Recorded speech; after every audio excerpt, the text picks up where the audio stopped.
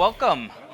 We are going to talk about the Flipper Zero today. Can everybody hear me okay? Test. There we go. So I'm going to pass this around. It's locked. Please don't try to crack my pin. But pass it around. Let's try to get it back to me within 45 minutes here. Just so you can kind of see the build quality and everything of the Flipper Zero, which is what we're going to be talking about today. And we're not really going to be talking about how it's making a splash on TikTok, because I don't really know that much about TikTok. Because I'm 35, so I guess I'm too old for TikTok.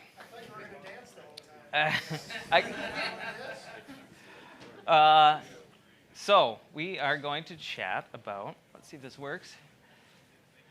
Introduction to the Flipper Zero, what it is, kind of some background history on it, its capabilities and features, some of those use cases, how you can put those capabilities and features to actually do stuff out in the world, and then we'll kind of chat about it and conclude, and hopefully have some Q&A. If we have time at the end, I can plug the Flipper Zero into the computer, and we can kind of see what it looks like, walk through some of the applications and stuff. So a little about me. There's me with my family up on the North Shore. I am a software developer working at Livefront, and I am not a cybersecurity professional or expert, so take everything I say with a bit of a grain of salt. I try to stay appraised of web security best practices and everything, but this kind of physical pen testing stuff is really just kind of an interest of mine outside of work.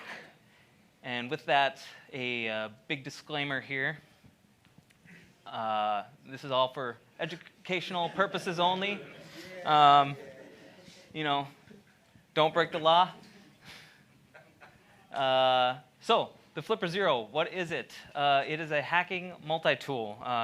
It's kind of a little device with a bunch of different features that allow you to kind of explore the wireless world around you, those different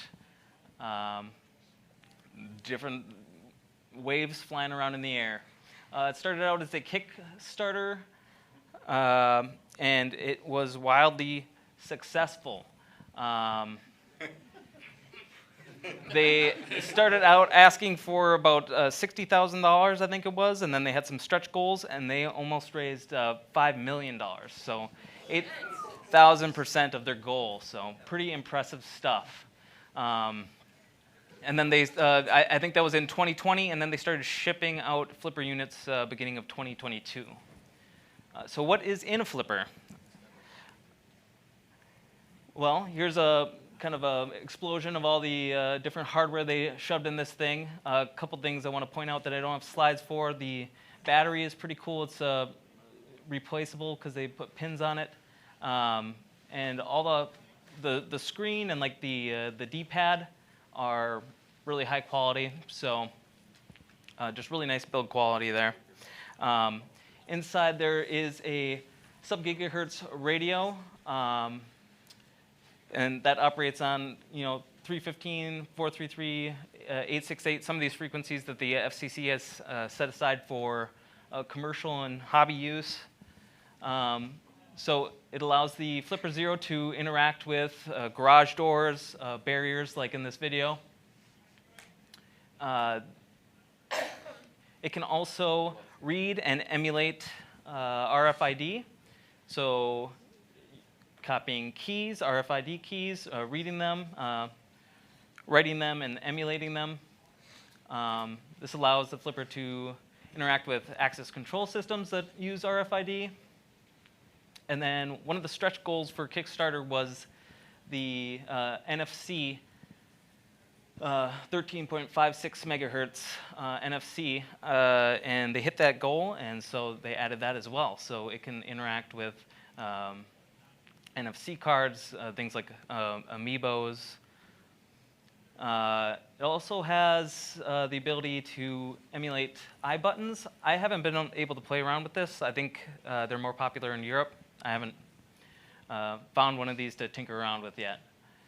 But those are used in access control systems as well. So I think Segway as well uses iPhones. Which one? Segway. Oh, Segways? Okay. Something to tinker with. It also has an infrared transceiver, so it can receive and send IR signals. So that lets it act as a remote control for your TV or one of these, lots of different things. It has some general purpose input outputs, so you can use it like an Arduino. You can write software to get it to interact with different kinds of hardware by plugging that hardware into it. Some different protocols it understands. You can emulate waveforms and stuff. And then the exciting thing about GPIO is the ability to add breakout boards onto the Flipper Zero. They officially released a one of these Wi-Fi dev boards, so that gives the Flipper Zero Wi-Fi connectivity. So you can do like over-the-air software updates and things like that. And then it has an SD card, so you can get stuff on and off of it.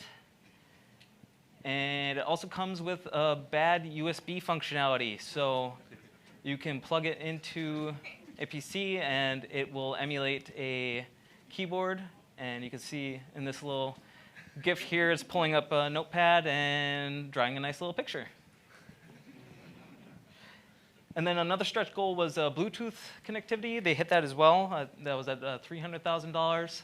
And so you can actually control the Flipper from your phone.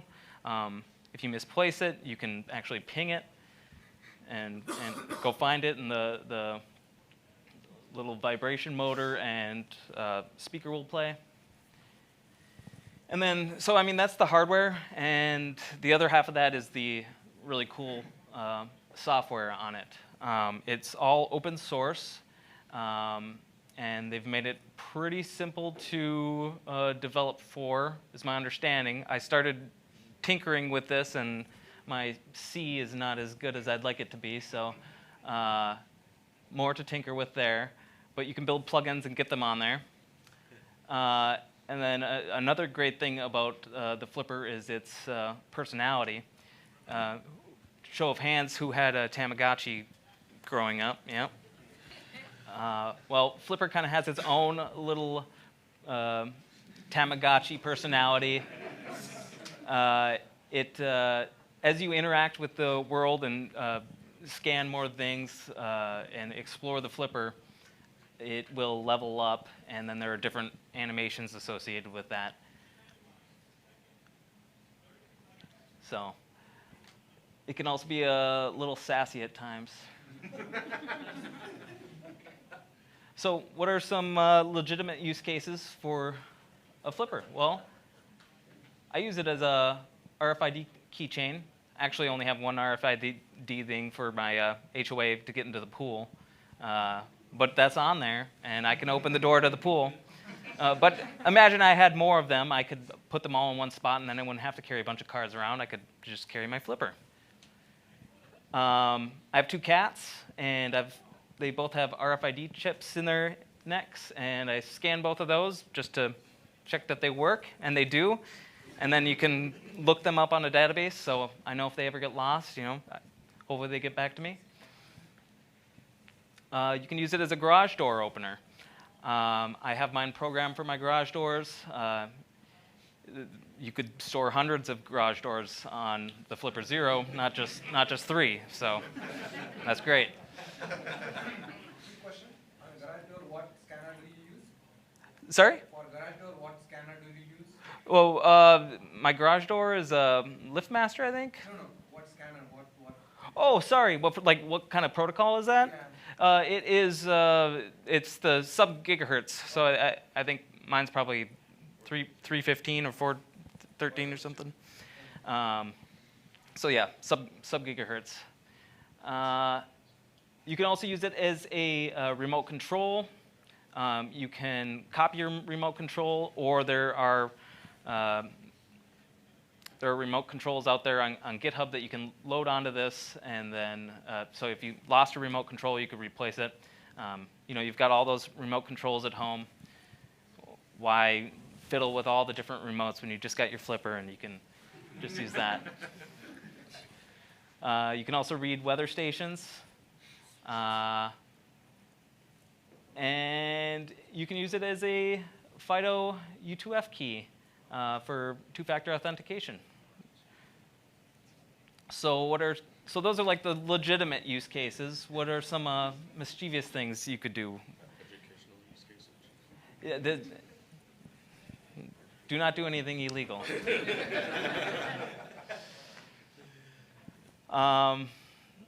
So you could potentially copy someone's RFID. You social engineer them into giving you their key, or you borrow it, or whatever. You could make a copy of it, and they wouldn't know. You could go and use that key. You could copy someone's garage door remote, use that to break into their garage, copy their car key. Here we have someone brute forcing their way into a building using RFID. RFID brute force that. Oh, there's audio. Great. See, he opens up an app on the flipper. Listen for the click of the door. Unlock it. 1, 2, 3. And the door's open. Literally the first default key. Wow. Note the first default key. So, and here's someone hacking a Tesla. Maybe you've seen this on TikTok. The music impeccable.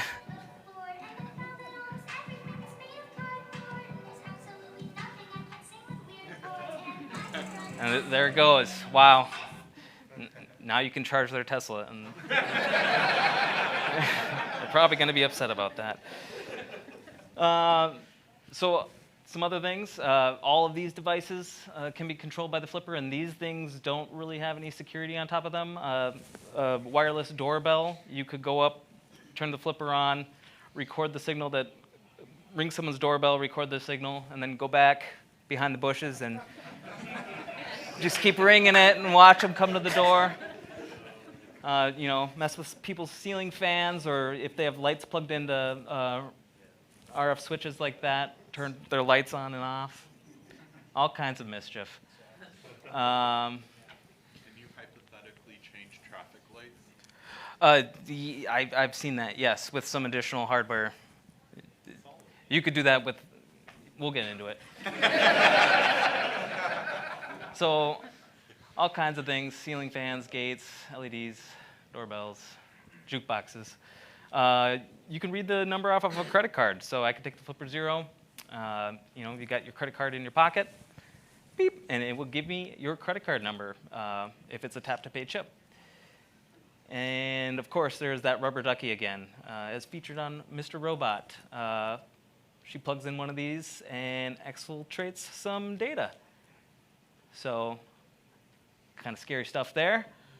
It can also emulate TV remotes. You're in the bar, you could mess with everybody, keep changing the game to the cartoon station or something. Don't let anyone catch you doing that. And then I think the most nefarious thing of all, you can emulate amiibos, which I'm sure Nintendo frowns upon. So it is a dangerous hacking tool. Well, maybe not. A lot of these things have caveats. A lot of things I showed you. Copying RFID, yes, you certainly can do it, but you're already so close. You could just take their card. You could take their card and use it. It's like modern NFC, if it's using NFC instead of RFID, just low-frequency RFID, there's often additional security measures on top of that. Cryptography that the Flipper Zero couldn't do anything with. The brute forcing video that we saw, I think you heard him say default key. It was a default key. It's a default password on the door. It wasn't properly configured. Brute forcing the RFID could take a really long time because the readers typically have like a timeout, so it only reads every 3 seconds. And if you're talking about thousands of possible combinations, you'd be there all day. You could brute force it, but it'd take you all day. So timeouts, lots of combinations. For the garage door thing, most modern garage doors now have a rolling code, so if you capture someone's garage door signal, you're not going to be able to just replay that because it's already been used once. Rolling codes, and the credit cards, yes, it'll give me the number, but it doesn't have any of the other information that you need to make a purchase, like the expiration, the zip code. And then tap to pay, again, has additional key exchanges, so you can't really just use the flipper and go up and pay for something. And anything that the flipper can do, really, we could do before with an Arduino and some extra hardware. You mentioned changing the traffic lights.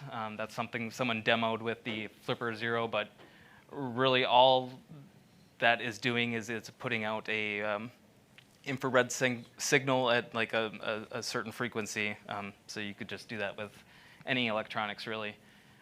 Nothing too special with the flipper there.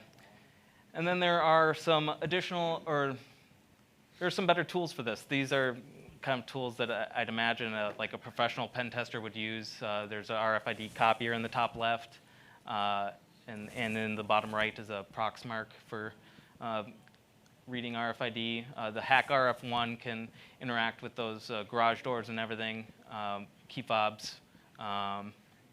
And up in the top right, I think that's the most nefarious thing there is that is a rubber ducky in a lightning bolt cable. So you leave one of those laying around, and it actually, is loaded up with rubber ducky scripts, and you plug that into your PC, and then it exfiltrates some data. So I guess in conclusion, I think the Flipper Zero, it really isn't a super scary tool. I think it's really good that it's out there, that people can kind of learn about these things, these security risks, and just kind of start to experiment. It can do a lot of things, but again, a lot of those things can be done with an Arduino. A really cool thing about the Flipper Zero, though, is it's software, the way it packages everything, and then the community out there. There's a lot of information out there.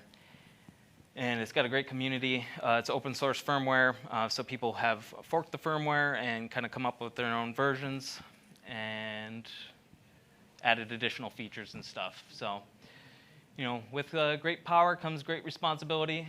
But ultimately, the Flipper Zero isn't really dangerous. It's just kind of a fun tool to kind of poke around. So, Q&A. Yes? So you mentioned about the Wi-Fi record board, the Wi-Fi. Oh, yeah.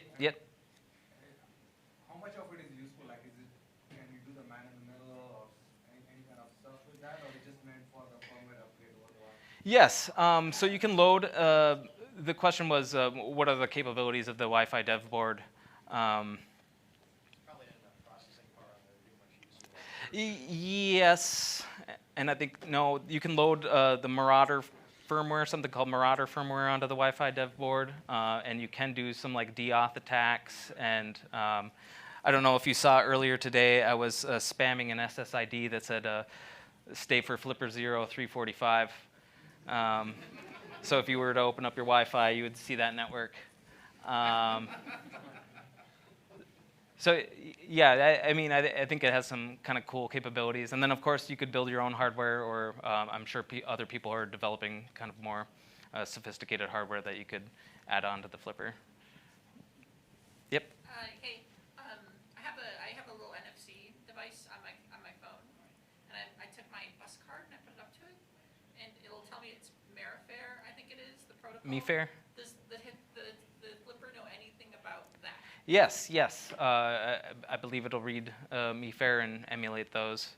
I think there are a couple different versions of that potentially. So I think some of the newer versions have some cryptography, which is challenging.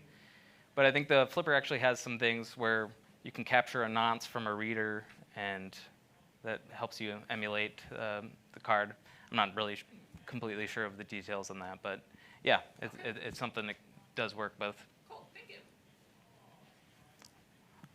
What's one of the more interesting scenarios you run across where, like, oh my God, it can do this? Yeah. I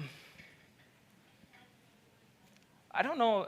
Has anything blown my mind? Not really. I did take a ski trip, and I went to a hotel, and it was using a card, and I was able to copy that and then open up my hotel room.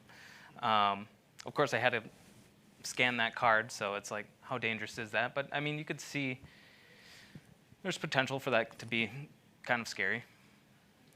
What's the time for, how long did it take you to scan your card? Oh, the hotel card? Yeah, it actually did take a while. I think it was probably at least a minute. Okay, so it's not like tap in. Right. That's an encryption of the card. Right. Yep. So. So have you used it to like go around your house and see how terrible the security is and all these smart devices? Yes. Yes. And what's the most terrifying one you found? Well, I was happy to find that I have Wise locks on my door. Now you all know. I just. Your address? Yeah. Kind of checking the security of my home. The Wise locks, they use Bluetooth. So I mean, the Flipper Zero does have Bluetooth, but I don't think there's any applications or anything. There's no easy way to kind of intercept that. I think it's all encrypted and everything. So that was a peace of mind. Scariest thing. Well, my garage door. Okay, now I'm giving you more information. It uses the Security Plus protocol, which the Flipper Zero, actually, if you know the protocol that you're using and you copy your garage door, it knows the algorithm, so it's able to, it does have a rolling code, but it's able to determine what that next rolling code is. So I didn't actually have to sync my garage door, go press the button. I just had to copy the remote, and it works. So that's What was your address again? I have cameras. You know. On Bluetooth or Wi-Fi? Yeah.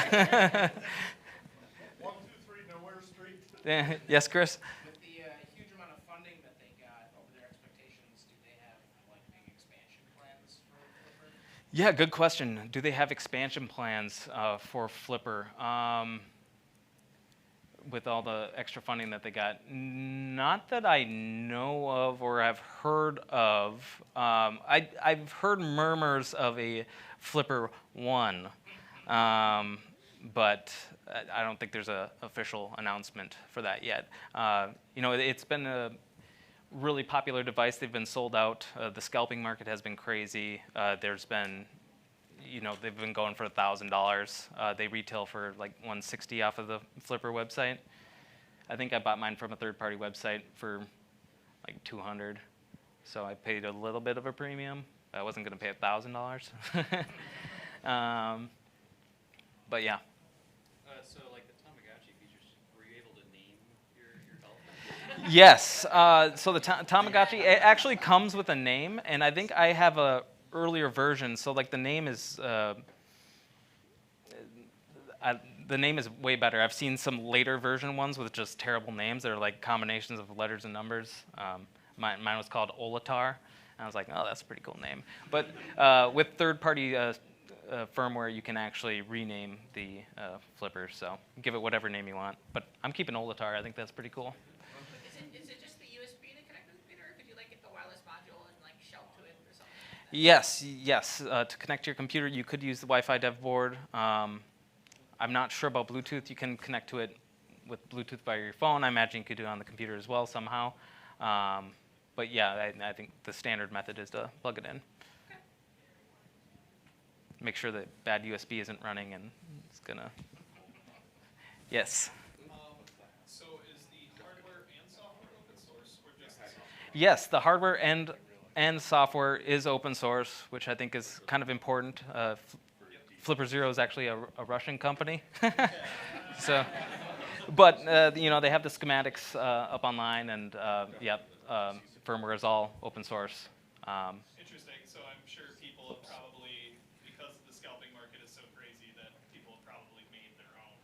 Yeah, I mean that's an interesting question. I haven't seen that out there. Someone build their own. You can make most of this off a TV for $20. Yeah, I mean if you, Raspberry Pi or Arduino, yeah. That's not hyperbole. I just did it. Oh, nice. Yeah, I think the key is, right, it's an Arduino plus all these radios all tied up in a nice neat package. Yeah, exactly. You could build one with parts in Micro Center, but it would be much bigger, much clunkier, but you could do it probably cheaper. Correct. Yeah, I think so. Is that Flipper Zero around, or did someone leave with it? Nice. Now that you're saying it's worth $1,000, That you have your SD card. Oh yeah, good. Or someone else's SD card. I could totally. Yeah.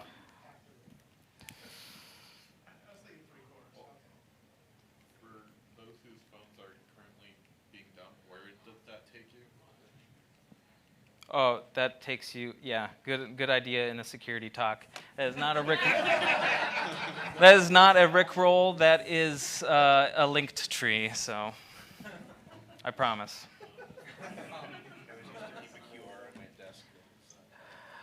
So I'll pull up the Flipper Zero here, and we can kind of take a look at some of the apps, which I think is kind of cool.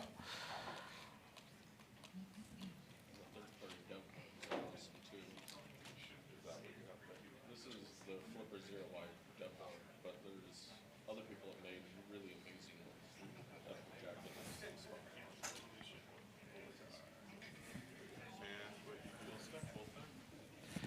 So that's your screen right now? Yes. So this is my screen right now, and there's the little Flipper. He's swimming in the ocean, little guy. So yeah, we can kind of step through this interface here. I am using a third-party firmware, so some of this is different than what comes stock. But these are some of the applications that are available. You can scan my card on the screen if you want to. I don't think you want to show everyone your credit card number or your my MeFair bus card. your MeFair card. We could try it. Yeah. Cool. All right. Let's try it. Let's see. NFC. There you go. I think we go to me. Is it MeFair Classic? Yeah, We don't know. very classic. Go to add. No, you just want to go to scan. Read specific card type. Yeah. There it goes. So looks like it might take a while. All right,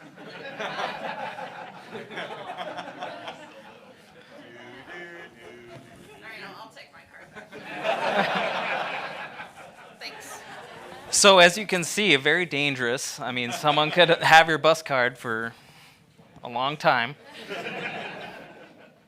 speedy. Can you actually speed the process along if you? I'm not sure. You're limited pretty much by how much is the hardware.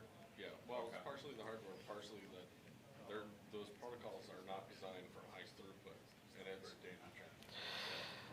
Okay. So I wanted to show you applications. These are like third-party apps.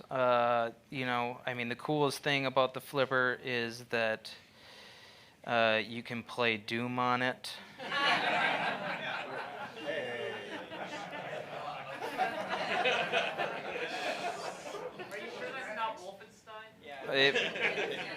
It's hard to say.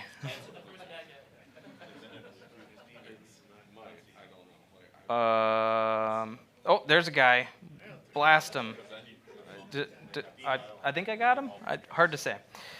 So some things you might use. Can I? Oh, sorry. It went real small again. Alec, by chance, do you have the Bluetooth enabled? Bluetooth enabled on this? I could. Why do you ask? Because I have a tile. Oh. Tile. I don't know if it does Bluetooth scanning like that. Yeah, I'm not sure. The point of the Bluetooth. Probably communicate with your phone. Okay. Yeah, you can communicate with your phone with the Bluetooth. Is there anything else specifically that someone wants to see? Some of the functionality, interfaces? Do the games come with that modified firmware, or the games are installed as separately? It does come with some games out of the box. I think Doom was part of the third-party firmware. Yes. Is it programmable only in C or like some of those? Well, no, this is a very, very. Yeah, good question. I'd imagine you could do it with MicroPython if you like compile it down to C. I'm not sure how that works. I'm not an expert in that, but I'd imagine so. Yes. Yes, I can show you that. So we will do. We'll do a fun little thing. What happens if I connect to this Wi-Fi? I don't think anything happens if you connect to it. I don't think it's. Can you make a flipper or pineapple? As far as scanning, yeah, with certain dev boards, cool. But it's offloading the processing onto a Wi-Fi board. Okay. How much was the board? They're not that expensive. Do you have a kind of a sleeve for the Wi-Fi board, or is it how that comes? Yes. So this is just a 3D question. Is this a case for the Wi-Fi dev board? It's just something I 3D printed. At the top, was that the DTMF decoder? Yes. So I think some freaking tools. I'm not super familiar with them, Sweet. but ABCD has those. yeah, there's some different ones. 2600? Yeah, we'll play 2600. Doom is cute, but Let's find a payphone where you can find that. That'll probably be the hard part, is finding the payphone. Sorry, I gotta find where this is. Here it is. Go to a Sam's Club gas station. A lot of them still have them. Yeah. Oh yeah. So we can, here, there's a little beacon spam attack. Actually, this is just kind of a pre-done one. So if you open up your Wi-Fi now, Scary. I'm hoping this shows up. Yeah, there you go.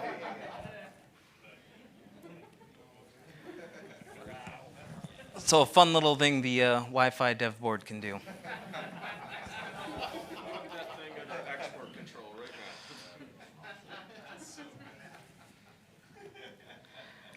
But yeah, with the Wi-Fi dev board, I think you can do some other stuff I haven't explored at all. Yeah. Will it continue to go? I gotta get my neuron over here. Any other questions? Have you gotten $200 worth of fun out of it? I absolutely. how about 1,000? No, not 1,000. I think I'm somewhere between getting $300 to $400 of fun out of it. So Will you be getting the implant? the implant. Or an RFID implant, like a lot of people have been getting? No, I don't think so. Not for me. For the cats, yes. For me, no. Well, the fun of having. I think a bracelet will do. On the programming, it's an STM chip, so just about anything that works on the STM SDKs can probably be translated across as long as you have the right drivers. You're gonna want to know what you're doing if you try it. Don't brick it. In terms of the firmware, have you gone back and forth between the stock firmware and the custom firmware? Yes, I have. Yeah, and that's a pretty easy process. They have an app for the phone that lets you, you can I can do it all on the iPhone. Download the package and then install it right via their app. So really easy to install firmware on it. No, it's actually coming right from the this board, this chip here. Can you turn off the projector using? We could try to turn off the projector. Do we have the remote to turn it back on? Because I don't want to turn it. Well, also most projectors have a downtime. This is the last session of the day. That's fair. It is the last session of the day.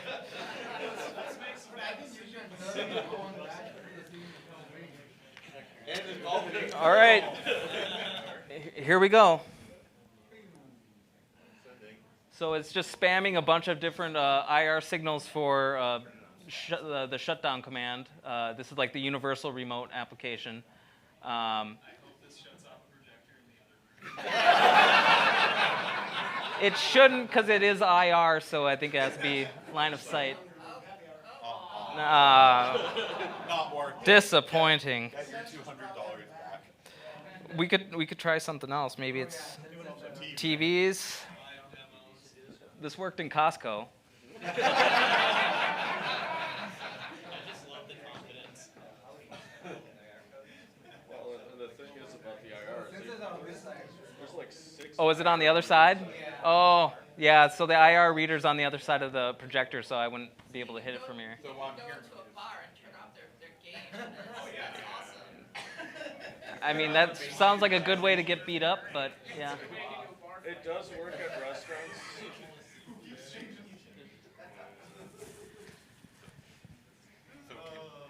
Anything else? And I have a mirror trying to bounce it to the back.